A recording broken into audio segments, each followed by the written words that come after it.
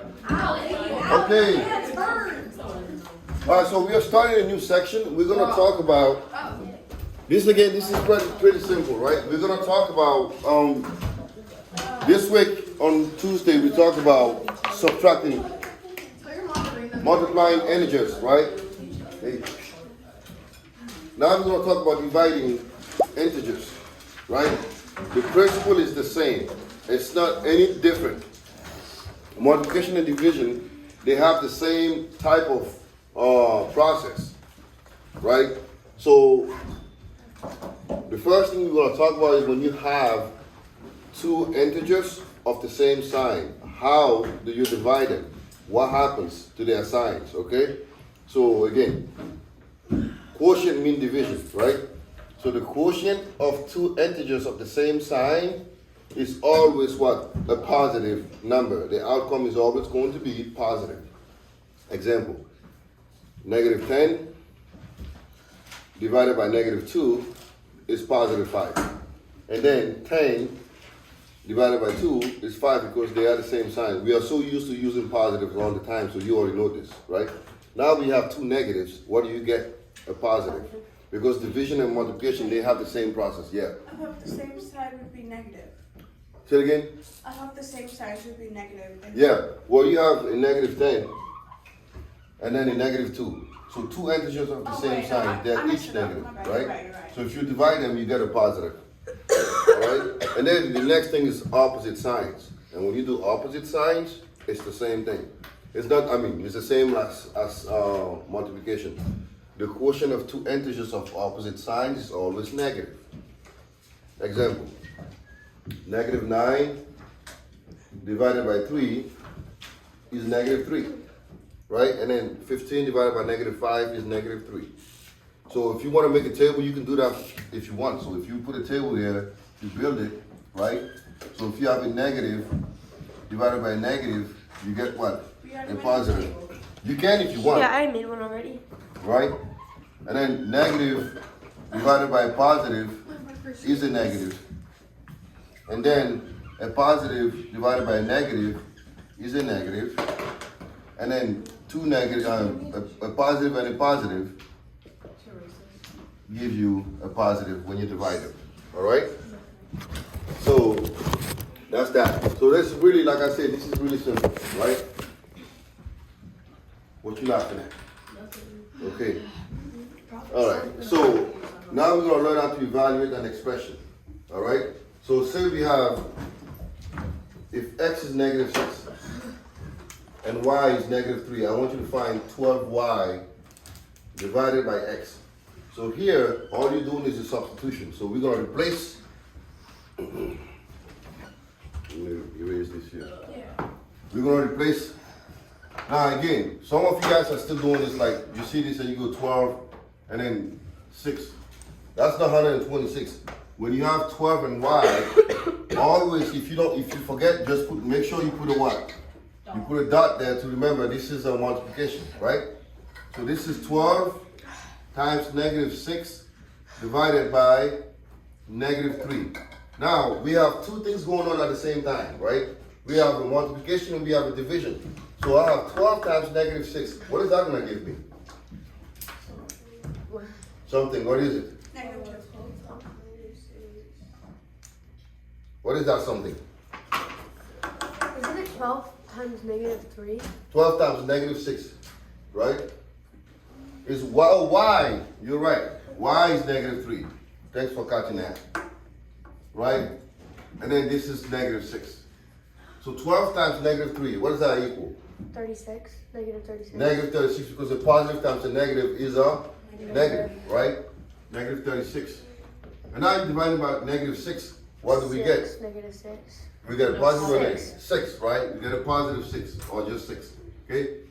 Because you're doing 12 times negative 3, that is the law of multiplication. When it comes to negatives, you have a positive and a negative, you get a negative. And divided by negative, you get a negative, a positive. Good. And I'm going to leave it again. Go sit next to algebra. It's just fine. Can I go to my locker and get some extra markers? Yeah. All right, and then now we have negative 5x. You divided by y, right? No, I'm good. Negative 5x divided by y. So it's the same process. It's going to be negative 5 times what? Times negative 6. Times negative 6, right? And I choose to put this in parentheses because I do not want to have any problems with my negatives. And I'm divided by y. What's y? Y is negative 3, right? Now I have three things going on at the same time. What is negative 5 times negative 6?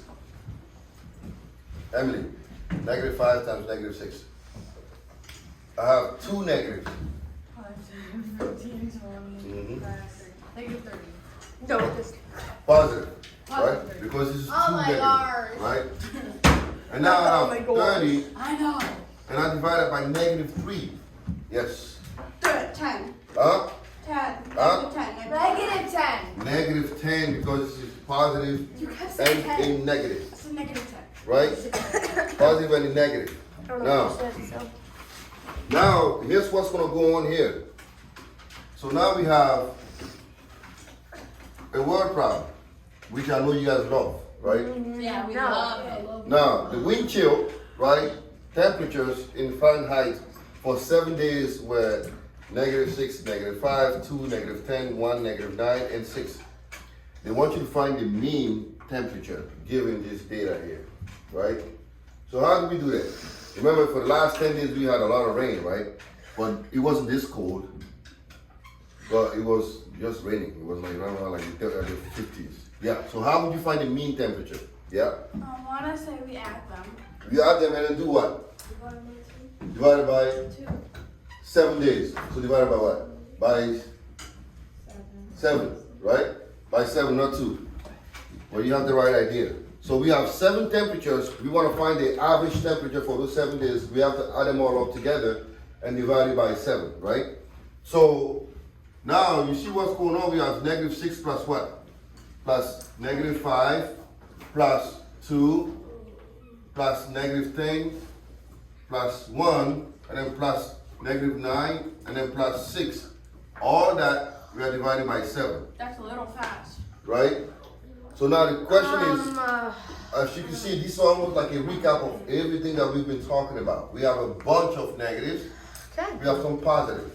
So how are you going to go about doing this? We will have to use the appendix, right? So go ahead and tell me what you got. Calculator? Do I use your calculator? No calculator. We do it by hand. No. Let's go step by step, right? What's negative 6 plus negative 5? 30. I mean, Negative 6 plus negative 5. oh, sorry. Negative 11.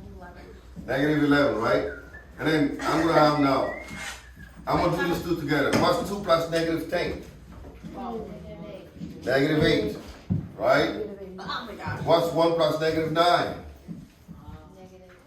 Negative 8. Negative 8. And then plus 6, right? And now we have, what's negative 11 plus negative 8? Negative 19. And what is negative 8 plus 6? Negative 2. Negative 2, right? So now we have negative 19 plus negative 2 over 7. What's negative 19 plus negative 2? Negative 21. Negative 21 over 7. And that's 3. That is 3. Negative 3. Negative, sorry. degrees Fahrenheit. Was it cold? Was it hot? Or was it what? This is freezing because it's below what? Yeah. Below 0, so that's freezing temperature, right? In some places, it's so cold that even when you spit, before the spit gets to the ground, it turns into what? Ice.